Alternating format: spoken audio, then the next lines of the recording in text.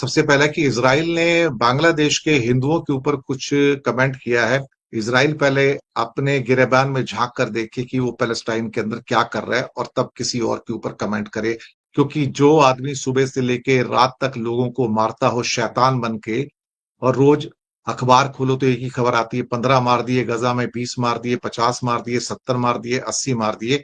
तो आज हमको वो क्या कहते हैं कि शिक्षा ना दे, एजुकेशन ना दे कि भाई अल्टीमेटली कि बांग्लादेश के अंदर हिंदूज मारे जा रहे हैं, तो तुम जो वहां बैठ के मुसलमानों को मार रहे हो, पैलेस्टीनियन को मार रहे हो, तो तुम क्या कर रहे हो। हालांकि उसके लिए एक सवाल मैं एमबीएस मोहम्मद बिन सलमान साहब और साथ में जो अल नायान साहब है यूए के उनसे भी पूछूंगा, कुवैत से भी पूछूंगा, इराक से भी पूछूंगा, ओमान से भी पूछूंगा कि भाई तुम क्या कर रहे हो। They are your Muslim brothers, what you are doing for them. Ultimately Bahrain से भी पूछूंगा। और सबसे बड़े जो एमबीएस अपने आप को बड़े बनते हैं, एमबी सऊदी अरेबिया के एमबी सलमान साहब, जो कि आप क्या कर रहे हो। तो इसराइल अब यहां इंटरफेयर करके कहता है कि आप हिंदूज को बहुत तकलीफ में है, तो भाई जरा आपके पड़ोसी आपके मुसलमान भाइयों के लिए क्यों नहीं बोलते। आते हैं कि इसराइल कॉन्सुलेट इंडिया में क्या बोल रहा है। वो कहते हैं कि जो बांग्लादेश में हिंदूज के खिलाफ हो रहा है उसको हम एक्सेप्ट नहीं कर सकते, और आप वहां पे जो बच्चे हैं या महिलाएं हैं उनका आप कत्ल कर रहे हो, और हम इसको बर्दाश्त नहीं करेंगे। और कहते हैं कि हम समझते हैं कि बेटियों और बच्चों की हत्या जो है वो आप क्राइम कर रहे हैं, आप वहां पर एक बहुत बड़ा क्राइम कर रहे हैं। और उनका कहना है कि इसका असर जो है हम उसको भूलेंगे नहीं। लेकिन इस इजराइल के कॉन्सुलेट साहब से मैं भी पूछना चाहूंगा, भाई वहां तो ठीक है 150 जो भी मरे हैं हिंदू जो भी मरे होंगे, और वहां साथ में सैकड़ों मुसलमान भी मरे हैं बांग्लादेश में, तो लेकिन ये इजराइल के जो हमारे कॉन्सुलेट साहब हैं जरा बताएंगे कि आप पैलेस्टाइन के अंदर क्या कर रहे हो। क्या वहां बैठ के आप तपस्या कर रहे हो, या वहां पे जाके कोई आप प्रेयर कर रहे हो। आप रोज वहां जाते हो, रोज 10 20 50 100 को मार के आ जाते हो। आप न्यूज़पेपर का पन्ना खोलिए और एक खबर पहले फ्रंट पेज पे आएगी, Israel hits Gaza, 10 people died. अगले दिन आएगी, Israel hits Gaza, 20 died. Israel hits Gaza, 77 died. Israel hits Gaza, 57 died. This is everyday news. Am I right, yes और नो। आप बताइए, आप दर्शक मुझे लाइव देख रहे हो ना, क्या ये बात सही है कि नहीं है। जो आदमी रोज गाजा के अंदर कत्ल कर रहा है, दरिंदा बन के, आतंकवादी बन के, नेतन्याहू, वो दूसरों को सबक देता है उसका आदमी कि तुम क्या कर रहे हो। और वहां उनके जो बच्चे हैं, पैलेस्टीनियन के जो बच्चे हैं, या उनकी जो लेडीज हैं, या उनके जो बुजुर्ग हैं, या उनके जो जवान भी हैं, क्या वो इंसान नहीं है क्या। वो हैवान है क्या, या जानवर है क्या वो, कि आप रोज जाओगे उनको मार के आ जाओगे।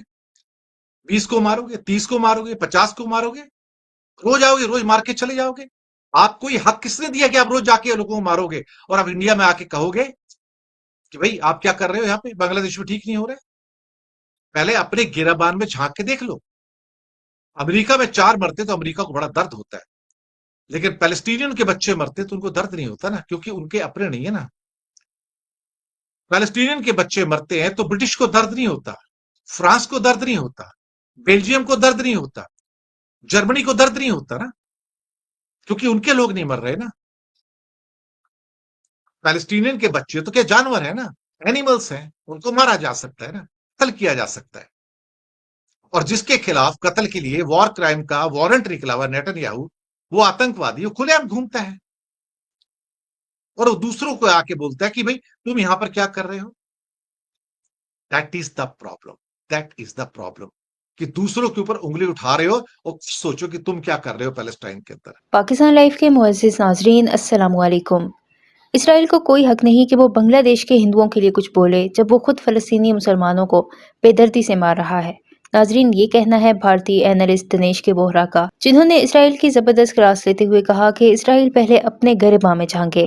बोहरा का कहना था कि इसराइल के पास फ़लस्तीनियों के खिलाफ जारी मुज़ालिम का कोई जवाब नहीं, और जब एक तरफ वो इंसानी हकूक़ की धज्जियां उड़ा रहा है तो दूसरी तरफ उसे बांग्लादेश के हिंदुओं के मामले में मुदाखलत का कोई हक नहीं। उन्होंने मजीद कहा कि इसराइल अपनी दोगली पॉलिसी से दुनिया भर में बेनकाब हो चुका है।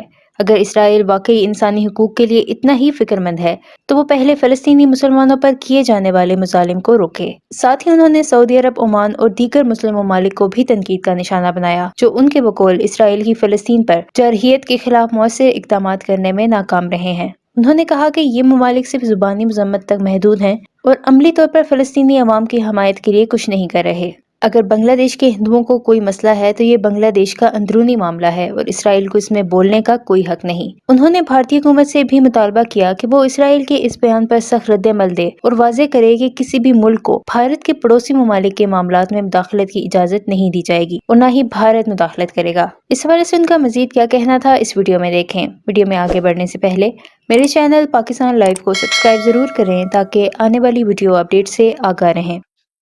तो ये उनके जो खास तौर से जो कौंसुलेट है इंडिया में, वो दुख जता रहे हैं कि वहां पे हिंदुओं के ऊपर अत्याचार हो रहा है। भाई अपने कंट्री में देखो तुम क्या कर रहे हो, और यहां आके वॉर क्राइम की बात कर रहे हैं कि उनका कत्ल किया जा रहा है, बांग्लादेश में बेटियों और बच्चों की हत्या की जा रही है, अपराधियों की तरह किया जा रहा है। आप खुद क्या कर रहे हो वहां पर? What you are doing there? मुझे लगता है कि कभी कभी इंसान को अपने गिरेबान के अंदर झांक कर देख लेना चाहिए। चलिए आते हैं अब एक अगली खबर के ऊपर। अडानी साहब तो भारत के आका हैं, आपको पता है। वो तो भारत के सुप्रीम लीडर हैं। उनको आप क्या कहोगे? वो प्रधानमंत्री भी वही हैं, राष्ट्रपति भी वही हैं, उपराष्ट्रपति भी वही हैं, सब कुछ वही हैं, और बाकी सब उनके नौकर हैं। ना उनके ऊपर कभी सीबीआई की रेड हो सकती है, ना आईटी की रेड हो सकती है, ना ईडी की रेड हो सकती है। उन्हें कोई एक समन भी इशू नहीं कर सकता, ना डीआरआई इशू कर सकता है, ना कोई और इशू कर सकता है। वो बेचारा एक लेडी थी सेबी के अंदर, चीफ जनरल मैनेजर थी। गलती से उसने एक शो काज नोटिस इशू कर दिया पिछले महीने, अडानी साहब। इस महीने उनको हटा दिया जी, छुट्टी कर दी, चले जाओ यहां से, आपकी जरूरत नहीं है। उसकी जगह नया बंदा आ गया। ये कहने का मतलब है ऊपर वाले आका मोदी जी का कि अगर आपने, और अमित शाह भी कहते हैं, अगर आपने अडानी को टच किया तो आप जिंदा नहीं बचोगे इंडिया में, आपकी जिंदगी हम बर्बाद कर देंगे। यही तो हो रहा है आज की डेट में। This is what is happening. तो अब अमित शाह क्या कहते हैं उसके ऊपर? वो कहते हैं कि मीडिया की रिपोर्ट के आधार पर हम अडानी के खिलाफ कोई कार्रवाई नहीं करेंगे। हम मीडिया की बातों पर यकीन नहीं करते हैं। उनका कहना है कि हमारे पास कुछ डॉक्यूमेंट्स आएंगे तो तब हम देखेंगे हमें क्या करना है। ये नहीं कहा कि हम उसके खिलाफ कार्रवाई करेंगे। जब हमारे पास डॉक्यूमेंट्स आएंगे अमेरिका से तब हम सोचेंगे कि हमें क्या करना है।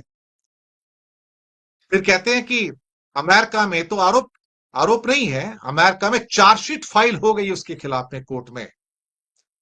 तो बोलते हैं किस कोर्ट में, किसी कंट्री में क्या चार्जशीट फाइल हुई है, क्या आरोप आई है, मुझे नहीं पता ना।